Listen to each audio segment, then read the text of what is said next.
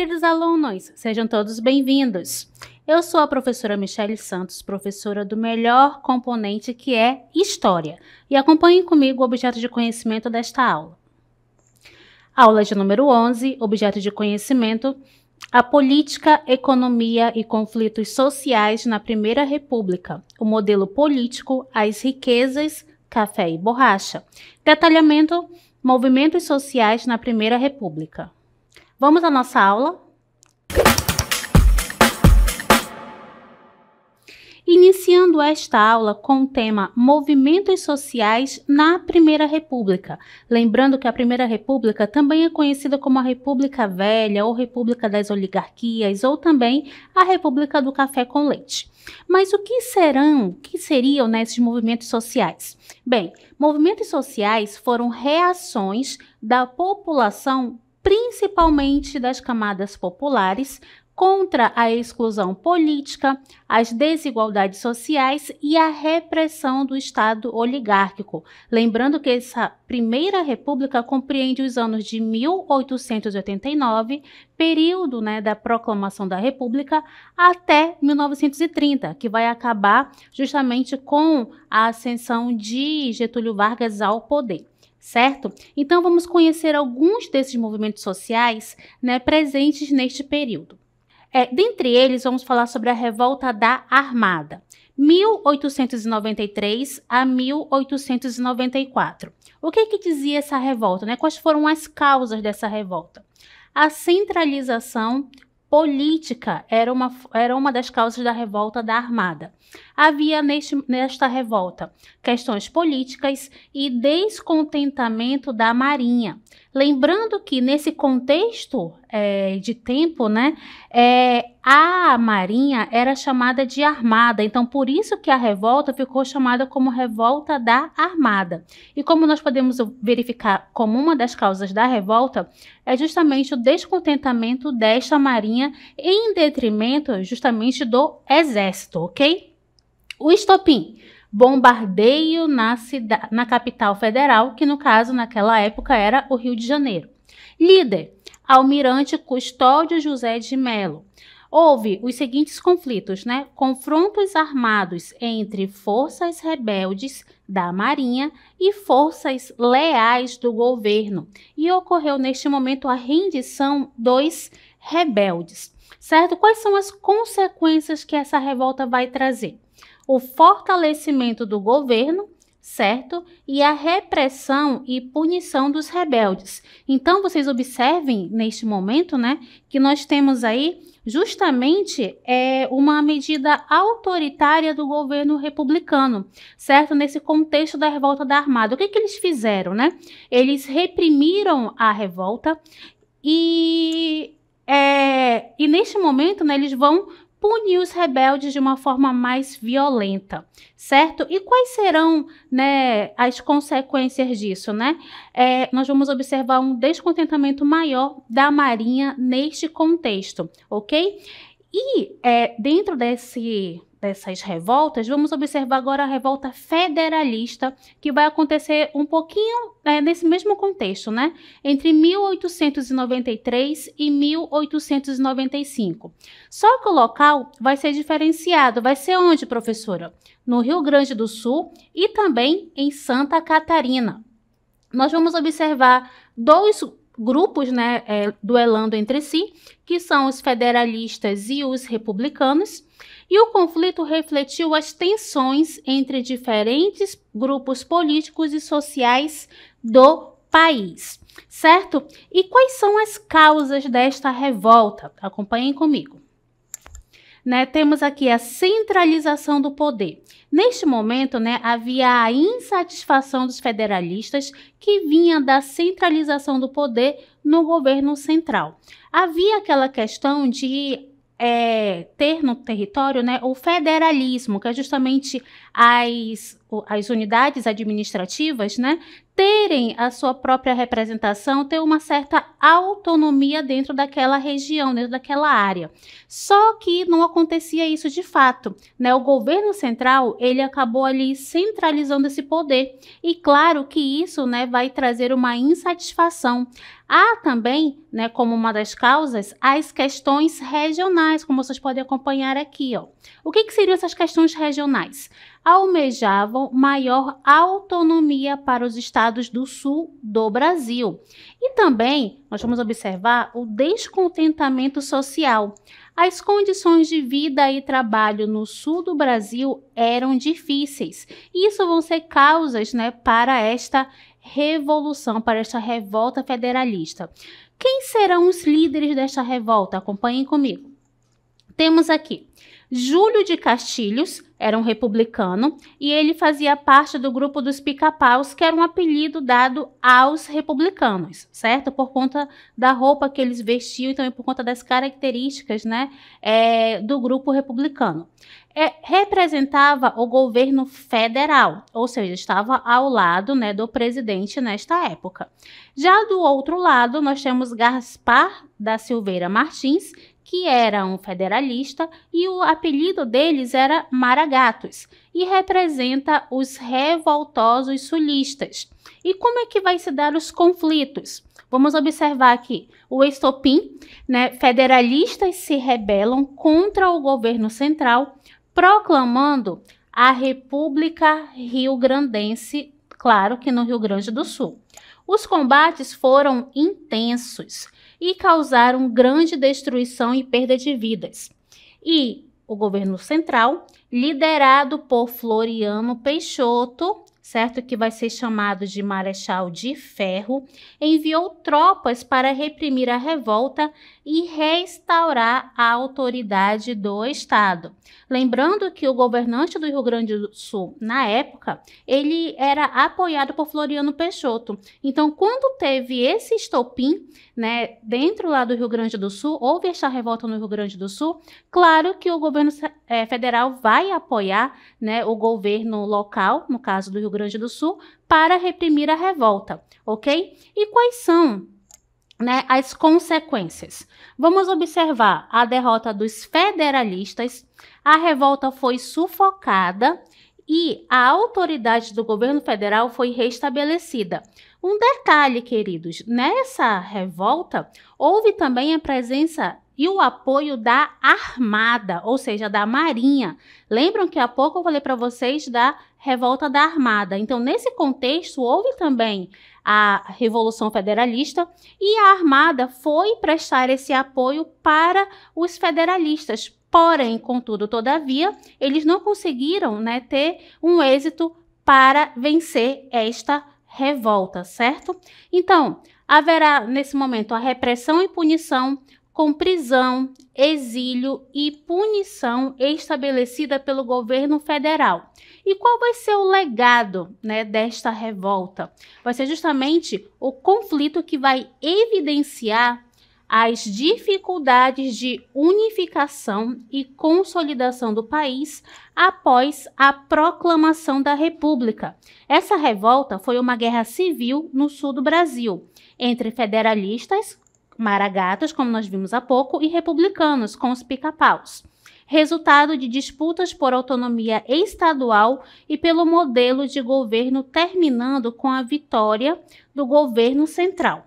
Então, vimos aqui duas revoltas, né, no contexto ali da área urbana do território brasileiro.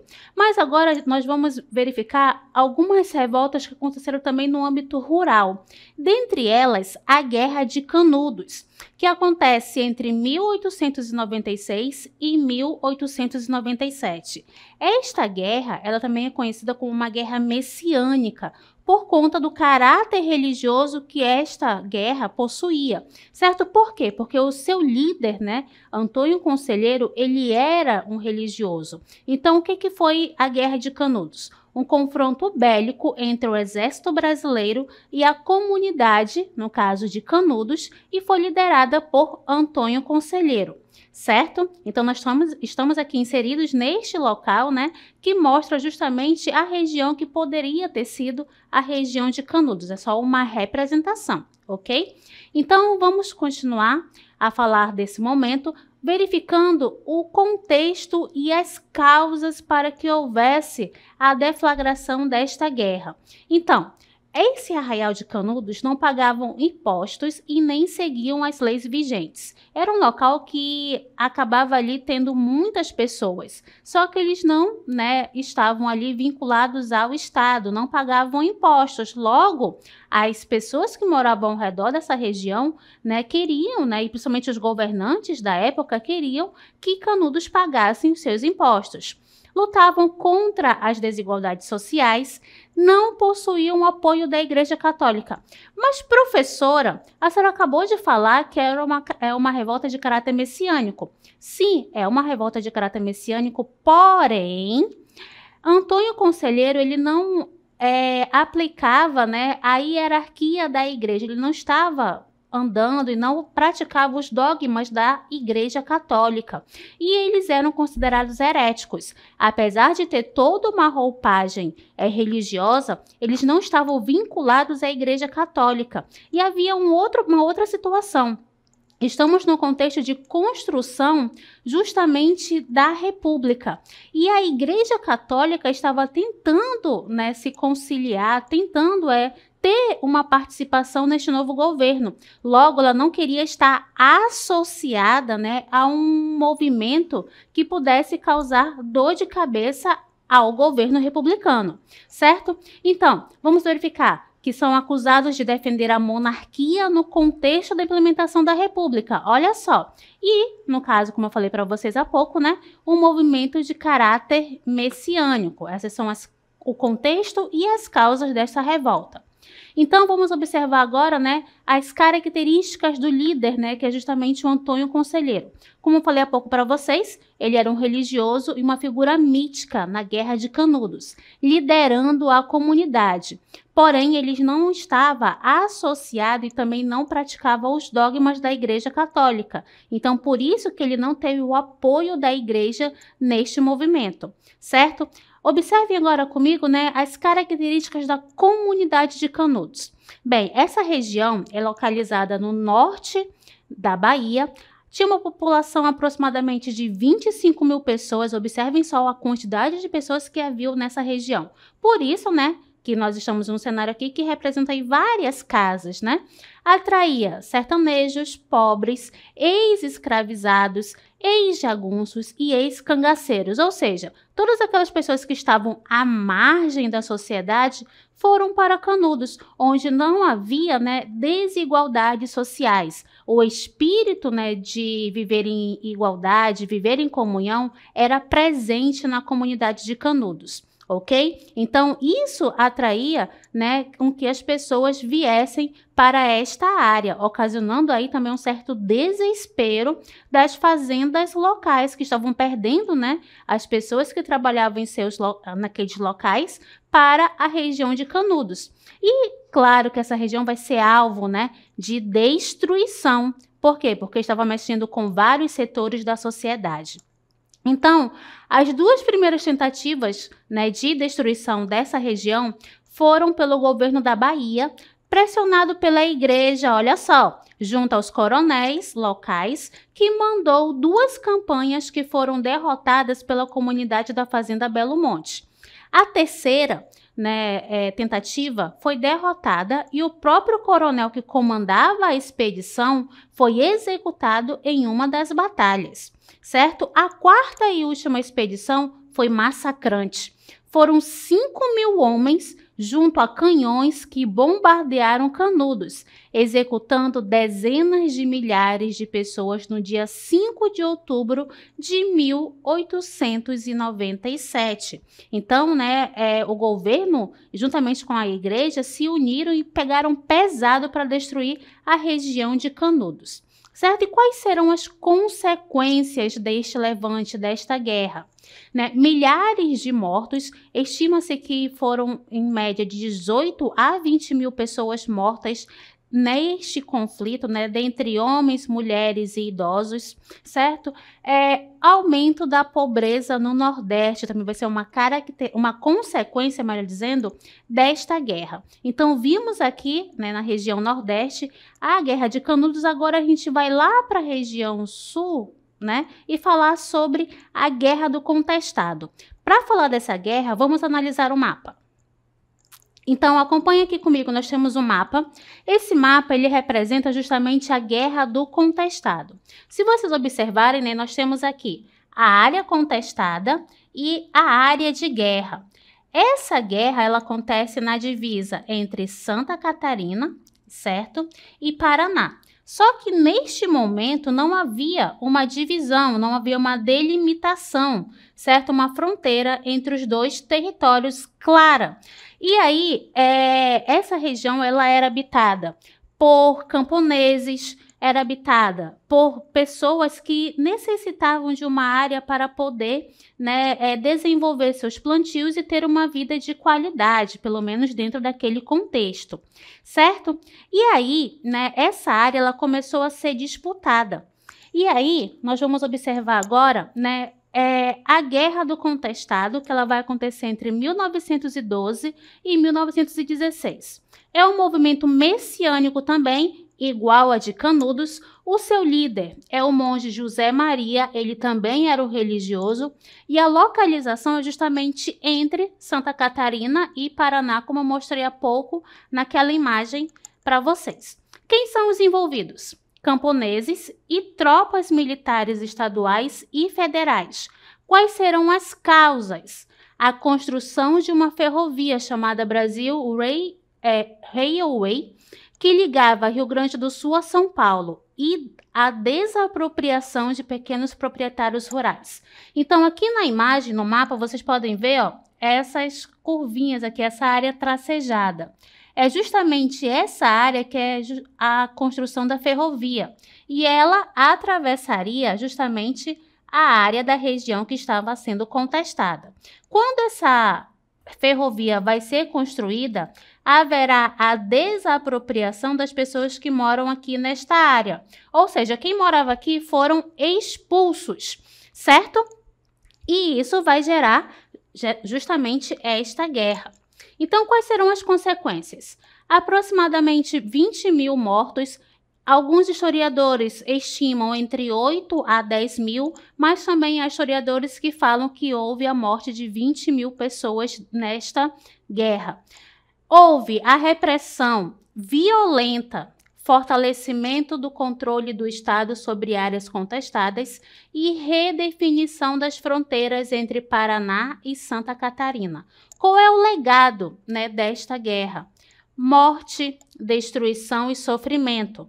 Contudo, representou um marco na luta pela terra e por melhores condições de vida no campo. As reivindicações dos caboclos, que eram aquelas pessoas que moravam na região, por justiça social e acesso à terra, continuariam a ecoar em outros movimentos sociais nas décadas seguintes, certo? Então, todas essas são características, né, de um outro levante de caráter messiânico no contexto do Brasil República. Agora vamos conhecer mais duas revoltas de caráter urbano. Dentre elas, vamos falar agora sobre a revolta da vacina que acontece em 1904. Acompanhem comigo. Temos a revolta da vacina que acontece justamente no Rio de Janeiro em 1904. O que acontece nesse momento, né? Por que é revolta da vacina? Por conta da obrigatoriedade, né, da aplicação de uma vacina. Então, qual é o contexto? Infraestrutura precária. Infraestrutura de onde? Da cidade do Rio de Janeiro. Houve, neste momento, uma epidemia de varíola e a proliferação de doenças. Lembrando que a varíola ela é uma doença infecciosa. E como não havia uma estrutura adequada e também as pessoas moravam próximas umas das outras sem as devidas condições de higiene, haverá a proliferação desta doença, certo? Qual vai ser o motivo? Reformas sanitárias propostas por Oswaldo Cruz. Nessa reforma sanitária, ele vai propor a demolição de casebres e cortiços. O que eram cortiços? Eram moradias coletivas em que muitas pessoas habitavam a mesma área, o mesmo local, havendo também ali a falta de higiene necessária. E esses locais eram locais de moradias da população carente, certo? Qual vai ser a solução? Extermínio de ratos.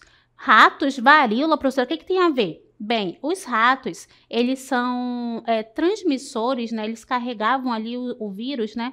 Para a varíola. E como essas pessoas habitavam áreas que não havia uma grande quantidade de higiene, logo esses roedores, eles eram presentes no cotidiano dessas pessoas. Então, qual foi a solução, né? Mata-se os ratos. Mas olha só o que acontece. Algumas pessoas começam a criar ratos para vender esses ratos, né, na forma de extermínio, porque o governo, ele pagava as pessoas que capturavam os ratos para erradicar a varíola. Olha só como os brasileiros são, né?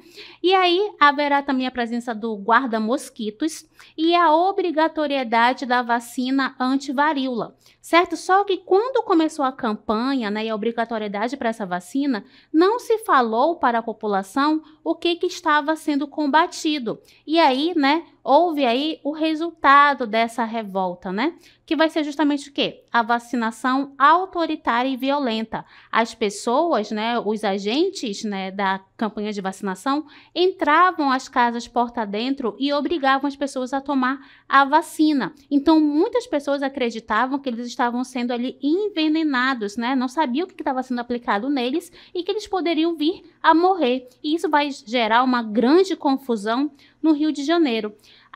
Nesse momento, né, houve a invasão das residências pelos agentes sanitários para que houvesse a aplicação justamente da vacina. Qual vai ser o desfecho? 31 mortos, 110 feridos, 1.000 presos e 500 degradados para o Acre. Mas por que as pessoas vieram para o Acre? Porque o Acre ele tinha sido recém-anexado ao Brasil, ele foi anexado em 1903, então era uma região muito longínqua, né, do Rio de Janeiro. Era uma área que precisava ser colonizada, vamos dizer assim, né? Era necessário ter mão de obra para as construções naquele local, então pegavam aquelas pessoas que estavam ocasionando problemas dentro das cidades e eram levadas para o Acre, certo? E quais serão as consequências dessa revolta? A campanha de vacinação conseguiu erradicar a varíola do Rio de Janeiro. Então, observem que com o passar do tempo houve uma campanha de conscientização, houve, né, a questão de se dizer o porquê que aquela vacina estava sendo aplicada e as pessoas começaram a ser vacinadas e claro que a varíola deixou de ser um problema social. Ok? A nossa próxima revolta agora vai ser a revolta da Chibata, que ela acontece em 1910. É uma revolta também urbana e foi um levante militar ocorrido na Marinha Brasileira, como vocês podem observar aqui, certo? A localização, Rio de Janeiro. E quais serão as causas da revolta da Chibata? Castigos corporais, baixos salários e péssimas condições de trabalho. Quando se fala de chibata, não é que está dizendo que é legal, não, tá? Essa chibata é realmente em relação às chicotadas que eram colocadas, que eram praticadas contra os marinheiros, certo? Vamos lá. Qual vai ser o estopim para a revolta da chibata, né? 250 chibatadas em um marujo em 22 de novembro de 1910. Então, houve esse acontecimento, lembrando que isso era uma prática comum dentro dos navios, né, da Marinha Brasileira. E o seu líder vai ser João Cândido, almirante negro. Então, eu trouxe para vocês aqui, né, o nosso querido almirante, ele já vai chegar aqui. Olá, eu sou João Cândido, o almirante negro da revolta da Chibata. Então, esse é o João Cândido, ele foi o líder, né, dessa revolta. Professor, ele era negro? Sim, ele era negro. E lembrando que nesse contexto da revolta da Chibata, os marinheiros, em sua grande maioria, eram negros, ex-escravizados. Então, os almirantes, né, no caso, os líderes lá dos navios, eles se achavam no direito de castigar justamente esses negros marinheiros por conta da sua cor de pele. Então, observem que ainda havia uma subjugação a esses negros, certo? Mesmo após a abolição. Então, os marujos vão se rebelar e tomaram o controle de embarcações da Marinha Brasileira, certo? Continuando, vamos verificar que os revoltosos exigiam do governo o fim dos castigos físicos, caso contrário, a capital seria bombardeada. O que eles fizeram? Pegaram os navios, apontaram os canhões dos navios para a cidade do Rio de Janeiro e falaram o seguinte: ou as nossas reivindicações são atendidas, ou nós vamos bombardear Rio de Janeiro. E Rio de Janeiro não era qualquer cidade. Rio de Janeiro era a capital do Brasil. Então, o governo ele ficou meio assim atônito com a situação e eles se viram encurralados, ou seja, eles decidiram ali ceder a esta pressão, né? Então, o governo de Hermes da Fonseca aceita os termos propostos e pôs fim aos castigos físicos na Marinha em 26 de novembro de 1910 e prometeu a anistia a todos os envolvidos. Porém, essa promessa não foi cumprida. Então, o que acontece nesse momento, né? Hermes da Fonseca, ele vai aderir, né? Ele vai dizer assim, não, tudo bem, a gente vai aceitar o que vocês estão falando, podem voltar, podem desembarcar e nós vamos dar tudo o que vocês querem, né? Desde que vocês não ocasionem aqui um grande prejuízo para a cidade do Rio de Janeiro. Só que quando os marinheiros aportaram, eles tiveram uma surpresa não muito agradável, né? Porque o que foi prometido a eles não foi cumprido. E neste contexto, né, João Cândido, né, o nosso João Cândido aqui, que ele veio tão gracioso aqui conosco, né? Ele já vai embora, né? Tchau, João Cândido. Por quê? Porque ele foi preso, certo? Por 2 anos e foi expulso da Marinha. Lembrando, né, que uma das cláusulas, né, que o movimento fazia é que essas pessoas que estavam envolvidas na revolta da Chibata, elas fossem anistiadas. Só que não foi isso que aconteceu, né? João Cândido foi expulso da Marinha e trabalhou como estivador no Rio de Janeiro. Então, o ano de morte dele é de 1969, certo? Quais serão as consequências justamente da revolta da Chibata?